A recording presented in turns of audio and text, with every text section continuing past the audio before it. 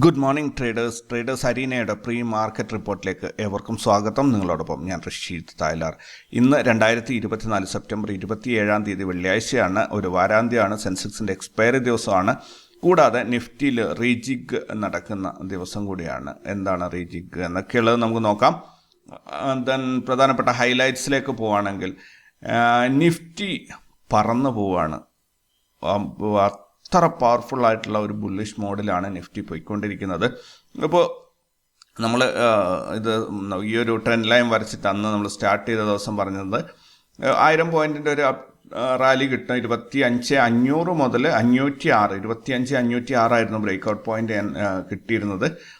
26,506 വരെ ഒരു 1000 പോയിന്റ് നമുക്ക് കിട്ടും എന്നാണ് ഞാൻ അന്ന് പറഞ്ഞിട്ടുണ്ടായിരുന്നത്.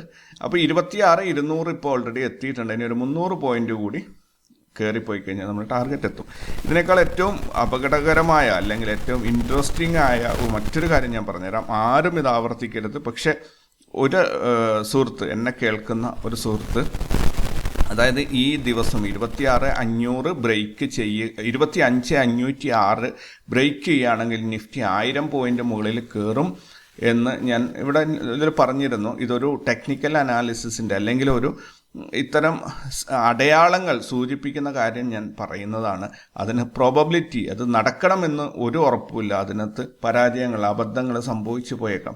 പക്ഷേ പ്രോപ്പർലി പോയാൽ അത് സംഭവിക്കുകയും ചെയ്യും. പക്ഷേ സംഭവിക്കും എന്ന് പൂർണ്ണമായും എനിക്ക് ഉറപ്പ് പറയാനും സാധിക്കില്ല. പക്ഷേ ഒരാൾ 25,506 ബ്രേക്ക് ചെയ്യുന്ന സമയത്ത് 26,000 ഇന്നലത്തെ എക്സ്പയറിയിലേക്ക് 26,000 കോൾ ഓപ്ഷൻ വാങ്ങി ഹോൾഡ് ചെയ്യുകയായിരുന്നു. ഏകദേശം ഈ ടൈമിലാണെന്ന് തോന്നുന്നു,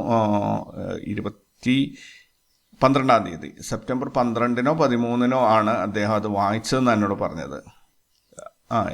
ഇവിടെ കാണുന്നത് 13-നോ ഏതൊരു ഡേറ്റിനാണ്. അപ്പോൾ അദ്ദേഹം അന്ന് വാങ്ങിച്ചു, ഇന്നലെ അത് ക്ലോസ് ചെയ്തു. ആളിന് നല്ല പ്രോഫിറ്റൊക്കെ ഉണ്ട്, സംഭവം സത്യമാണ്. പക്ഷേ ഞാൻ ഈ പറഞ്ഞത് പ്രകാരം മാർക്കറ്റ് കയറിപ്പോയില്ലായിരുന്നു എങ്കിൽ അത് വലിയ നഷ്ടത്തിലേക്ക് പോകുമായിരുന്നു. അപ്പോൾ അദ്ദേഹത്തോട് ഞാൻ ചോദിച്ചു, നിങ്ങൾ എന്താണ് അങ്ങനെ ഒരു അബദ്ധം കാണിച്ചതെന്നോ? അപ്പോൾ പുള്ളി പറഞ്ഞു, എനിക്ക് ഇത് കുറേയൊക്കെ കാര്യങ്ങൾ അറിയാം. അപ്പം നിങ്ങൾ പറഞ്ഞപ്പോൾ എനിക്കതൊരു പെട്ടെന്നൊരു ലൈറ്റ് കത്തി. അപ്പോൾ ഞാൻ അനലൈസ് ചെയ്ത് നോക്കും, എൻ്റേതായ രീതിയിൽ ചെയ്ത് നോക്കുമ്പോൾ അത് കറക്റ്റ് ആണെന്ന് എനിക്ക് മനസ്സിലായതുകൊണ്ടാണ് ഞാൻ ആ പൊസിഷൻ എടുത്തു വെച്ചത്. എനിക്ക് തോന്നുന്നു 34 ലോട്ടെങ്ങാണ്ട് പുള്ളി എടുത്തു വെച്ചിട്ടുണ്ടായിരുന്നു. നല്ല പ്രോഫിറ്റിൽ എക്സിറ്റ് ചെയ്തു എന്നാണ് ഇന്നലെ എന്നോട്. എത്രയാണ് എമൗണ്ട് എന്നൊന്നും പറഞ്ഞില്ല, നല്ല പ്രോഫിറ്റിൽ എക്സിറ്റ് ചെയ്തു എന്ന് പറഞ്ഞു. എന്തായാലും ഇങ്ങനെയൊക്കെ ആൾക്കാർ ചെയ്യുന്നുണ്ട്. പക്ഷേ അത് ബ്ലൈൻഡായിട്ട് അങ്ങനെ ട്രേഡ് ചെയ്യരുത് കേട്ടോ, അത് അബദ്ധമായി മാറും. എന്തായാലും നമുക്ക് നിഫ്റ്റി നമ്മുടെ ടാർഗറ്റിലേക്ക് പോകുന്നുണ്ട്. അത് മാത്രമാണ് ഇപ്പോൾ ഞാൻ പറയാൻ ഉദ്ദേശിച്ചത്. സോ കൂടുതൽ ലോങ് പൊസിഷൻസ് ബിൽഡപ്പ് ആവുന്നുണ്ട് നിഫ്റ്റിയിൽ, അല്ലെങ്കിൽ സ്റ്റോക്കുകൾ ആൾക്കാർ വാങ്ങിക്കുന്നുണ്ട്. അതുകൊണ്ട് തന്നെ മാർക്കറ്റ് കയറിപ്പോകും. സെക്കൻഡ് തിങ്, നിഫ്റ്റി 50യുടെ റീജിഗ് ആണ്. റീജിഗ് എന്ന് പറഞ്ഞാൽ ഒന്ന് പൊളിച്ചെടുക്കുന്ന ഒരു പരിപാടിയാണ്. അപ്പോൾ ഭാരത് ഇലക്ട്രോണിക്സ് ലിമിറ്റഡും ട്രെൻഡും നിഫ്റ്റി 50യിലേക്ക് കയറി വരികയാണ്. അതേസമയത്ത് ഡിവീസ് ലാബും LTI മൈൻട്രിയും പുറത്തേക്ക് പോവുകയാണ്. അതേപോലെ സിപ്ലയും HDFC ലൈഫും അതിൻ്റെ വെയിറ്റേജ്, അതിൻ്റെ ഇതിലുള്ള പ്രാതിനിധ്യത്തിൻ്റെ വെയിറ്റേജ് കൂടാനും പോവുകയാണ്. അപ്പോൾ ഭാരത് ഇലക്ട്രോണിക്സ് ലിമിറ്റഡ്, ട്രെൻഡ്, ഈ രണ്ട് സ്റ്റോക്കുകൾ നല്ല രീതിയിലൊരു ബൂമിങ് ഉണ്ടാവും. അതേസമയത്ത് ഡിവീസ് ലാബും LTI മൈൻട്രിയും നിഫ്റ്റി 50ന്ന് പുറത്തേക്ക് പോകുന്നുണ്ടെങ്കിലും കംപ്ലീറ്റ് പുറത്താവുന്നില്ല. മറ്റ് ഇൻഡെക്സുകളിലേക്ക് അതിനെ മാറ്റുകയാണ് ചെയ്യുന്നത്. കാരണം മോശം പെർഫോമൻസ് ആയതുകൊണ്ടാണ് സാധാരണ ഇങ്ങനെ ചെയ്യാറുള്ളത്.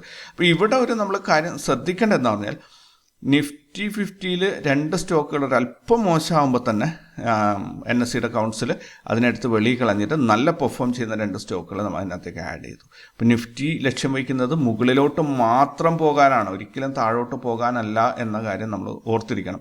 അപ്പോൾ നിഫ്റ്റിയുടെ അതേപോലെ നമുക്ക് പെർഫോമൻസ് കിട്ടണമെങ്കിൽ എന്താണ് ചെയ്യേണ്ടത്? നമ്മൾ നിഫ്റ്റി ബീസിലേക്കാണ് ഇൻവെസ്റ്റ് ചെയ്യേണ്ടത്. കാരണം ഇതിനകത്ത് വരുന്ന മാറ്റങ്ങളെല്ലാം അതിനകത്തും എഫക്റ്റ് ആവും. സോ ഇവിടെ പുതിയ നല്ല ട്രെൻഡിങ് ആയ അല്ലെങ്കിൽ നല്ല പവർഫുള്ളായ സ്റ്റോക്കുകൾ ആഡ് ചെയ്യുമ്പോൾ നിഫ്റ്റി ബീസിലും അതേ എഫക്റ്റ് ഉണ്ടാവും. നിഫ്റ്റി 50 കയറിപ്പോകുന്നത് പോലെ തന്നെ അത് കയറിപ്പോകും. എപ്പോഴും നിങ്ങൾ നോക്കിക്കോളൂ, സെപ്റ്റംബർ മാസമാകുമ്പോൾ റീജിക്ക് ഉണ്ടാവും. ആ സമയത്തേക്ക് ബാഡ് പെർഫോമിംഗ് ആയിട്ടുള്ള സ്റ്റോക്കുകൾ എടുത്ത് വെളിയിൽ കളഞ്ഞിട്ട് പുതിയതിനകത്ത് ആഡ് ചെയ്യും. നമ്മൾ ഈ രീതിയിലൊരു സിസ്റ്റം മെയിൻറ്റെയിൻ ചെയ്ത് കഴിഞ്ഞാൽ ആ സമയത്തേക്ക് നമുക്ക് ഈ സ്റ്റോക്ക് വിൽക്കാൻ പറ്റില്ല. കാരണം അന്നത്തേക്ക് അത് ലോസ് ആയിട്ടുണ്ടാവും, പല കാര്യങ്ങളും ഉണ്ടാവും.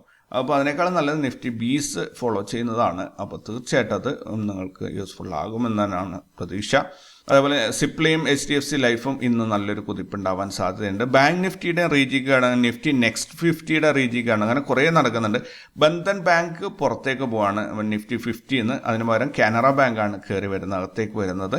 അപ്പോൾ കാനറ ബാങ്കിനൊരു കുതിപ്പ് വീണ്ടും, ഇത് കുറേ മുമ്പേ അനൗൺസ് ചെയ്തിരുന്നു, അതായത് ഇങ്ങനെ ന്യൂസ് ഉണ്ടായിരുന്നു. അപ്പോൾ ആ സമയത്തേക്ക് ആൾക്കാരൊക്കെ അത്യാവശ്യം പൊസിഷൻ ബിൽഡ് ചെയ്തിട്ടുണ്ട് എന്നാണ് എൻ്റെ ഒരു അറിവ്.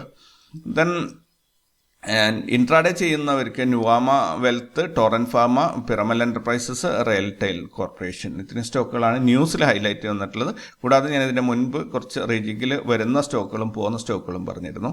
അപ്പോൾ അതിലും കുറച്ച് പൊസിഷൻസ് നമുക്ക് കിട്ടാൻ സാധ്യതയുണ്ട്. ഗോൾഡ് $2,668 വർദ്ധിച്ചിട്ടുണ്ട്. അതേപോലെ USD INRൻ്റെ റേറ്റ്, $, ഇന്ത്യൻ രൂപയുടെ എക്സ്ചേഞ്ച് റേറ്റ് $83.64 വർദ്ധിച്ചിട്ടുണ്ട്. എന്തായാലും ഇന്ത്യൻ രൂപ 83.60 വരെ എത്തിയിരുന്നു. താഴോട്ടാണ് വരേണ്ടത്, ഇത് മുകളിലോട്ടാണ് ഇപ്പോൾ പോയിക്കൊണ്ടിരിക്കുന്നത്. ദെൻ സിൽവറിൻ്റെ പ്രൈസ്, സ്വർണത്തിൻ്റെ വില കൂടുന്നതിനനുസരിച്ച് സിൽവറിൻ്റെ പ്രൈസിലും ഇളക്കം തട്ടിയിട്ടുണ്ട്. ഗോൾഡ് ഒരു 12 വർഷത്തെ ഒരു ഹൈയിലേക്കാണ് ഇപ്പോൾ സിൽവർ കയറി നിൽക്കുന്നത്. ദെൻ മറ്റൊരു ഇൻട്രസ്റ്റിംഗ് ആയ ഒരു ന്യൂസ് നമ്മളൊക്കെ ശ്രദ്ധിക്കേണ്ടത്, ഗവൺമെൻറ് മിനിമം വേജസ് കൂട്ടിയിട്ടുണ്ട്. അതായത് പാടത്ത് കൂലിപ്പണിക്ക് പോകുന്ന ആൾക്കാരുടെ മിനിമം വേജസ് അൺസ്കിൽഡ് ആണെങ്കിൽ 768 വർദ്ധിപ്പിച്ചത്. അതേപോലെ സ്കിൽഡ് ആണെങ്കിൽ 1035, അങ്ങനെ ഒരു മിനിമം വേജസ് കൂട്ടിയിട്ടുണ്ട്. അപ്പോൾ ട്രേഡേഴ്സിന് എവിടെയും മിനിമം വേജസോ കാര്യങ്ങളോ ഒന്നും തന്നെ ഇല്ല. ഈ ട്രേഡിങ് ജോലിയായിക്കൊണ്ട് നടക്കുന്ന ആൾക്കാർ ഒന്ന് നോക്കുക, കാരണം കൂലിപ്പണിക്ക് പോയാൽ ഇപ്പോൾ 1000 രൂപയൊക്കെ കിട്ടുന്നുണ്ട്. ട്രേഡിങ്ങിൽ നിങ്ങൾക്ക് ഒരു ദിവസം 1000 രൂപ ഉണ്ടാക്കാൻ പറ്റും. ഇത്രയും ലക്ഷങ്ങളും ടെൻഷനും ബുദ്ധിയും കഴിവും ഉപയോഗിച്ചിട്ട് 1000 രൂപ ഉണ്ടാക്കാൻ പറ്റുന്നില്ലെങ്കിൽ ഈ ഡെയിലി വേജസ് പരിപാടികൾ നോക്കുന്നത് നല്ലൊരു കാര്യമായിരിക്കും എന്നാണ് എനിക്ക് തോന്നുന്നത്. കാരണം ഇത് ഞാനൊരു തമാശയായിട്ടാണ് പറയുന്നത് എങ്കിൽ കൂടി നമ്മൾ സീരിയസ്ലി അത് ചിന്തിക്കണം. നമുക്കതിനകത്ത് പ്രോഫിറ്റ് ജനറേറ്റ് ചെയ്യാൻ പറ്റുന്നില്ലെങ്കിൽ ആ പരിപാടി ഇട്ടെറിഞ്ഞ് വേറെ പരിപാടിയിലേക്ക് പോകുന്നതാണ് ഏറ്റവും നല്ലത്. ദെൻ മറ്റൊരു സംഭവം, ലോങ് ടേം ഇൻവെസ്റ്റ് ചെയ്യുന്ന ആൾക്കാർക്ക് ഇന്ന് മണി കൺട്രോൾ കണ്ട ഒരു ന്യൂസാണ്, വളരെ ഇൻട്രസ്റ്റിംഗ് ആയിട്ട് എനിക്ക് തോന്നി. അതിൽ പറയുന്നത് ഇന്ത്യയുടെ പവർ റിക്വയർമെൻറ്റ് കൂടിക്കൂടി വരികയാണ്. അതുപോലെ അതിനകത്ത് ഒരുപാട് പവർ ജനറേഷന് വേണ്ടിയിട്ട് റിന്യൂവബിൾ എനർജിയുടെയൊക്കെ ഒരുപാട് സോഴ്സുകളും നമ്മുടെ ഇവിടെ ഉണ്ട്. അതായത് നാച്ചുറൽ ആയിട്ടുള്ള സംഭവങ്ങൾ, അല്ലെങ്കിൽ സൗരോർജ്ജത്തെ ആയാലും എല്ലാ സൗകര്യങ്ങളും ഇന്ത്യയിലുണ്ട്. അത് ഉപയോഗപ്പെടുത്താൻ തുടങ്ങിക്കഴിഞ്ഞാൽ ഇന്ത്യയുടെ പവർ സെക്ടറിലേക്ക് ആവശ്യത്തിനുള്ള പവർ കിട്ടുമെന്നാണ് പറയുന്നത്. അപ്പോൾ അതിനായിട്ട് കുറേ കമ്പനികൾ, ഇപ്പം പേരുകൾ പറയുന്നത് ശരിയല്ലല്ലോ കമ്പനിയുടെ, അപ്പോൾ അതുകൊണ്ട് ഒരുപാട് കമ്പനീസ് നല്ല രീതിയിൽ കയറി വരുന്നുണ്ട്. വളരെ ചെറിയ കോസ്റ്റിലുള്ള ഷെയറുകളൊക്കെ, നല്ല ക്വാളിറ്റി സ്റ്റോക്കുകളുണ്ട് എന്നുള്ളതൊക്കെ നോക്കുക. ലോങ് ടേമിലേക്ക് ഒരു 10 or 15 ഇയേഴ്സിന് ശേഷം കിട്ടുന്ന വിധത്തിലേക്ക് അതിനകത്തേക്ക് അങ്ങ് ഇൻവെസ്റ്റ് ചെയ്തേക്കുക. ഓൾറൈറ്റ്. അപ്പോൾ പവർ സെക്ടറിൽ ഒന്ന് കണ്ണുവെച്ചോളൂ, നിങ്ങൾക്ക് ലോങ് ടേം ഇൻവെസ്റ്റേഴ്സിന് അതൊരു ഉപകാരമാകും. ദെൻ നമുക്ക് ഗ്ലോബൽ മാർക്കറ്റിലേക്ക് പോവുകയാണെങ്കിൽ US മാർക്കറ്റ് ക്ലിയർലി ബുള്ളിഷാണ്, യൂറോപ്യൻ മാർക്കറ്റ് ബുള്ളിഷാണ്, അതേപോലെ ചൈനയുടെയും ജപ്പാൻ്റെയും മാർക്കറ്റ് ബുള്ളിഷാണ്. STIയും കോസ്പിയും മാത്രമാണ് റെഡിലുള്ളത്. മാർക്കറ്റ് ഓവറോൾ ഇങ്ങനെയാണെങ്കിൽ നമ്മുടെ മാർക്കറ്റിൽ ഹ്യൂജ് ഗ്യാപ്പ് അപ്പ് വന്നിട്ട് നമുക്കൊരു പണി തരാൻ സാധ്യതയുണ്ട്. മാർക്കറ്റ് മുകളിലോട്ട് പോകും എന്നുള്ളത് സത്യമാണ്, പക്ഷേ അത് ഗ്യാപ്പ് അപ്പ് ആയിട്ട് പോയാൽ നമുക്ക് പണിയാണ്. അപ്പോൾ ഇവിടെ ഗിഫ്റ്റ് നിഫ്റ്റിയിലേക്ക് വരികയാണെങ്കിൽ ഗിഫ്റ്റ് നിഫ്റ്റി ഇന്നലെ ക്ലോസ് ചെയ്ത് 26,216 ഇന്ന് ഓപ്പൺ ആയത് 26,368 152 പോയിന്റിൻ്റെ ഒരു ഗ്യാപ്പ് അപ്പ് ഓപ്പണിംഗ് ആണ് ഇന്ന് കിട്ടിയിട്ടുള്ളത്. കറൻ്റ്ലി ട്രേഡിംഗ് നടക്കുന്നത് 26,339 ഓപ്പൺ ആയ സ്ഥലത്തുനിന്നും 29 പോയിന്റ് താഴെ. അതായത് ഇന്നലെ ക്ലോസ് ചെയ്ത സ്ഥലത്തുനിന്നും ഏകദേശം 123 പോയിന്റോളം മുകളിലാണ് ഇപ്പോൾ മാർക്കറ്റ് നിൽക്കുന്നത്. 150 പോയിന്റ് ഗ്യാപ്പ് അപ്പ് ഓപ്പണിംഗ് ആണ് ഇന്ന് കിട്ടിയത്. അപ്പോൾ നമ്മുടെ നിഫ്റ്റി 50 ലോക്കൽ മാർക്കറ്റിലും ഇതേ രീതിയിലുള്ള ഒരു പ്രതിഭാസമായിരിക്കും കാണിക്കുക. ഒരു ഗ്യാപ്പ് അപ്പ് ഓപ്പണിങ്ങിൽ കൺസോൾട്ടേഷൻ വരാനുള്ള സാധ്യതയാണ് കാണുന്നത്. ദെൻ ഇന്ന് വീക്കെൻഡ് കൂടിയാണ്, മന്ത്ലി എക്സ്പയറി ഇന്നലെ കഴിഞ്ഞതാണ്. അതൊക്കെ നമ്മൾ കൺസിഡർ ചെയ്യേണ്ട ഒരു കാര്യം കൂടിയാണ്. അപ്പോൾ ഇന്നൊരു മാർക്കറ്റ് മുകളിലോട്ട് കയറി നിൽക്കും, പക്ഷേ ഇൻട്രാഡേ ട്രേഡേഴ്സിന് കൺസോൾട്ടേഷൻ ആയിരിക്കും എന്നെനിക്ക് തോന്നുന്നു. ഇന്ന് ഗ്ലോബൽ ഡാറ്റ നോക്കുകയാണെങ്കിൽ France inflation rate year on year, Spain GDP growth rate year on year, USA core PCE price index month on month, USA personal spending month on month. Then ഇത്രയും global ഡാറ്റയാണ് ഇതിനകത്ത് ഇന്ന് വരാനുള്ളത്. Result announce ചെയ്യുന്ന കമ്പനികൾ നോക്കുകയാണെങ്കിൽ ജംന auto industries, cross, ഈ 2 സ്റ്റോക്കുകളാണ് ഇന്ന് റിസൾട്ട് അനൗൺസ് ചെയ്യുന്നത്. FNO ബാനിൽ ഒറ്റ സ്റ്റോക്കുകൾ ഇന്നില്ല. ഇതിൻ്റെ കാരണം നിങ്ങൾക്കറിയാമെങ്കിൽ താഴെ കമൻറ്റ് ചെയ്യുക. അറിയാത്തവരാണെങ്കിൽ എന്താണ് എന്ന് ചോദിച്ചു കഴിഞ്ഞാൽ അടുത്ത വീഡിയോയിൽ ഞാൻ പറഞ്ഞുതരാം. ദെൻ ഇന്നലത്തെ ഇൻസ്റ്റിറ്റ്യൂഷണൽ ആക്ടിവിറ്റീസ് നോക്കുകയാണെങ്കിൽ ഫോറിൻ ഇൻസ്റ്റിറ്റ്യൂഷൻസ് 629 കോടിയുടെ ബൈയിങ് ആണ് ചെയ്തത്.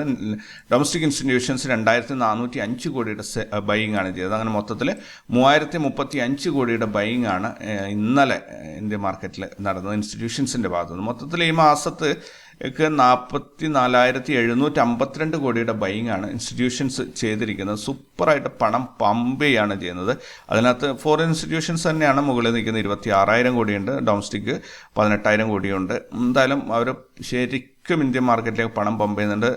വിദേശികൾക്കും അല്ലെങ്കിൽ വലിയ വലിയ വൻകിടക്കാർക്കൊക്കെ കാര്യം മനസ്സിലായിട്ടുണ്ട്. ഇന്ത്യൻ എക്കണോമിയും അല്ലെങ്കിൽ ഇന്ത്യ ഒരു വളർന്നു വരുന്ന മാർക്കറ്റാണ്. വളർച്ച പൂർത്തിയായ മാർക്കറ്റിൽ നമുക്ക് വലിയ ലാഭങ്ങൾ നേടാൻ സാധിക്കില്ല. വളർന്നുകൊണ്ടുവരുന്ന ഇന്ത്യൻ മാർക്കറ്റ് ശരിക്കും മുളച്ച് തുടങ്ങിയതേ ഉള്ളൂ. 1-2 ഇലകൾ വന്നതേ ഉള്ളൂ. അത്രയും തുടക്കത്തിലാണുള്ളത്. സോ ഈ സമയത്ത് നിങ്ങൾ എവിടെ കൊണ്ടേ ഇൻവെസ്റ്റ് ചെയ്താലും 10 വർഷം കഴിയുമ്പോൾ അതൊക്കെ ഒരു 4-5 ഇരട്ടിയായിട്ട് കിട്ടുമെന്നതൊരു സംശയമില്ല. സോ എല്ലാവരും ചെയ്യുന്നതിൻ്റെ നാടോടുമ്പോൾ നമ്മൾ നടുവേ ഓടാൻ വേണ്ടിയിട്ട് തന്നെ ശ്രമിക്കുക.